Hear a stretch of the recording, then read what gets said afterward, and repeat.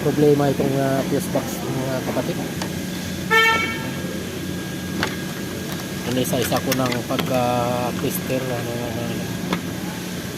yan mga kontak niya ito yung mga kontak niya. Ito yung mga kontak niya mga kabady mga kapatid. Mula dito sa likod sa mga fuse at saka relay. Fuse mga fuse at saka relay. Yan.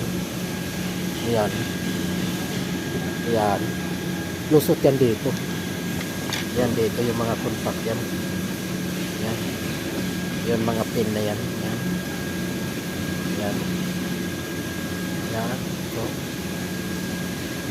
Yan. Ito siya. Dito yan.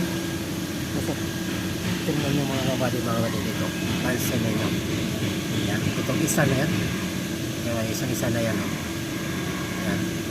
Lumubog siya at saka may bakas ng umiinit siya. Tingnan nyo ito. Papunta dito. Maganda siya. Saka yung mga line na yan. Itong line na to. Ito lang yung isa.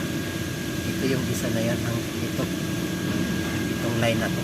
Ito yung may problema. Yan. Pansin nyo yan mga kabady. Hindi naman siya lumubog.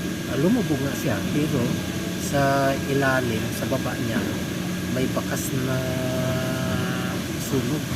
Umiinit siya.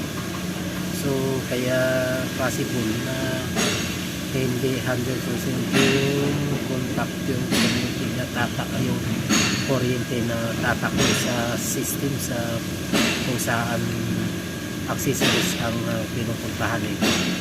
At apektado din itong iba na to. At apektado ito kasi ito sa ilalim mga kabady mga ito. Napapansin nyo yan. Ayan o. Electronic sa inside yan mga kabady mga ito. Yan o. Ipansin nyo yan.